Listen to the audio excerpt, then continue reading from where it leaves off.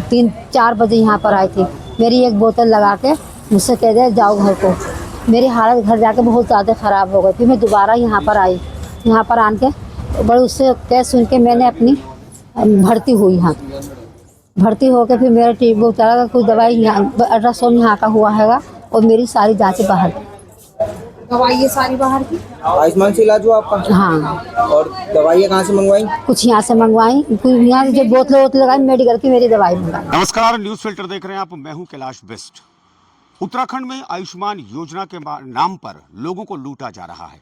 लोगों के साथ जबरदस्त खिलवाड़ किया जा रहा है। कई गरीब ऐसे हैं जिन लोगों के पास आयुष्मान कार्ड हैं और जब वो अस्पताल जाते हैं तो वो आयुष्मान कार्ड तो देते हैं, लेकिन आयुष्मान कार्ड के नाम पर उन लोगों को जबरदस्त तरीके से लूटा जाता है। ताज़ा उदाहरण रामनगर का है, जहां पर रामदत्त जोशी संयुक्त चिकित्सालय पीपीपी मोड पर दिया गया।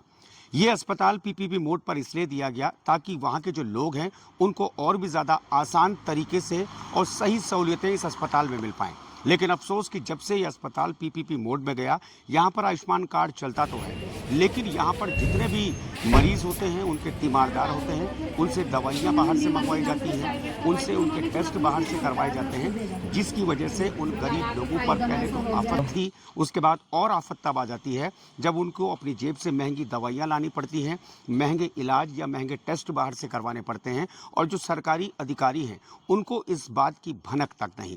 यानी जो पीपीपी मोड के अंतर्गत जो अस्पताल काम कर रहा है, वहां पर जो स्टाफ काम कर रहा है, उनकी मिली भगत के चलते इन अस्पतालों को लाखों करोड़ों का फायदा हो रहा है। इनकी जो बिलिंग होती है वो प्रॉपर लाखों में होती है शासन द्वारा। यानी एक और लाखों करोड़ों का खेल और दूसरी ओर गरीबों के हक पर डाका डाला जा रहा है। इन लोगों की आप बातें सुनिए, उसके बाद आप अंदाज़ा लगाइए कि किस तरीके से सरकार की नाक के नीचे सरकार के निर्देशों को धत्ता बताते हुए ये अस्पताल काम कर रहे हैं। जरा इनकी बातें आप सुनिए, इनकी पीड़ा आप सुनिए। इलाज तो हमें तो कुछ ठीक लगा नहीं, यहाँ पे कोई सुविधा नहीं है, कुछ देख रेख ज़्यादा नहीं है। बस ये है कि आते हैं, डॉक्टर पूछते हैं, मेडिकल की दवा चले जाते हैं, बाकी और कुछ नहीं है। आयुष्मान लगाने के बाद में भी कोई जांच यहाँ की नहीं, कोई दवाई यहाँ की नहीं, सब बाहर की बाहर जांचें करवाई, बाहर दवाई है। तो ये हमने यहाँ दिखाया था, अपने ये दोस्त के जीजू को दिखाया था, तो उन्होंने एडमिट कर लिया है यहाँ पर। लेकिन ये कल आयुष्मान कार्ड लगाने के बावजूद भी जो हमें फैसिलिटी मिलनी चाहिए, या मतलब सब कुछ हमें अपने खर्चे पे कराना पड़ रहा है। 4500 रुपये का जो सर्जिकल आइटम है वो हम अपने खर्चे पे बाहर से ला रहे हैं। प्लस जो जांचें हो रही हैं, 3000 रुपये तक की जांचें हो चुकी हैं, वो अभी तक हम बाहर से करा रहे हैं। आयुष्मान के नाम पे यहाँ हमें 1% अभी तक कोई सुविधा नहीं दी गई है जो इनके खर्चे, गवर्नमेंट के खर्चे पर हो। क्या नाम है अपना? उमेर खान।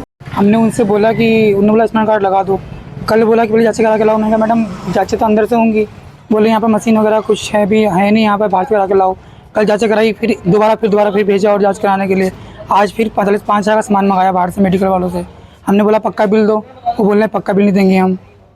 तो कोई फैसिलिटी नहीं है, सारे पैसे मतलब ये है कि हम अपने पास से ही लगा रहे हैं, तो इससे हम प्राइवेट में दिखाते हैं, उसमें कोई सुविधा ही नहीं है। संज्ञान में अभी आया है, अभी पिछली अटेंडेंट आए मेरे पास शिकायत को लेके कि इनसे दवाइयाँ और इम्प्लांट को वजह से मंगाई जाती हैं करके, आयुष्मान के अंडर एडमिट होने के बावजूद भी। ऐसा इसमें इम्प्लांट तो खैर बाजार से लाना ही पड़ता है, वो भी हम मंगाते हैं, ये नहीं लाएंगे। ये जो हॉस्पिटल जो डिपार्टमेंट वो कंसर्न डिपार्टमेंट वो मंगाएगा, लेकिन दवाइयाँ सारी यहाँ अवेलेबल होती हैं। इम्प्लांट ही परचेज़ करते हैं, वो भी प्रॉपर तरीके चैनल के जरिए मेरी अनुमति के बाद परचेज़ किया जाता है। अगर मैं चेक कराऊँगा, अगर ऐसा है कि दवाएं भी बाजार से मंगाई गई हैं तो ये देखना पड़ेगा संबंधित अधिकारी से पूछूँगी इस मामले में। ऐसा मुझे नहीं लगता, लेकिन अगर ऐसा है तो जांच का विषय है, जांच करने पर ही पता लग पाएगा। इसमें मैं अभी जान के मेरे को 1 महीना हो रखा है, जांच का विषय है। सर ये तो एक मामला है। तो सुना आपने क्या कुछ कहना था यहाँ के पीड़ितों का, यहाँ अधिकारियों ने भी क्या कुछ कहा। हमारी इस खबर को दिखाने के बाद हमारे जो सहयोगी थे उन्होंने इस खबर पर पड़ताल की, हमारी टीम ने इस खबर की पड़ताल की और उसके बाद यह हकीकत आपके सामने रखी। लेकिन यह हकीकत जाननी चाहिए स्वास्थ्य मंत्री के पास, जाननी चाहिए मुख्यमंत्री उत्तराखंड के पास, ताकि वो जान सके कि जो घोषणाएं वो करते हैं उनकी घोषणाओं को आखिर धरातल पर जाते जाते क्या हश्र होता है, क्या अंजाम होता है। और जो लोग विश्वास करते हैं सरकार पर, ये सरकार की आंख खोलने के लिए ये वीडियो, ये खबर काफ़ी है। नमस्कार।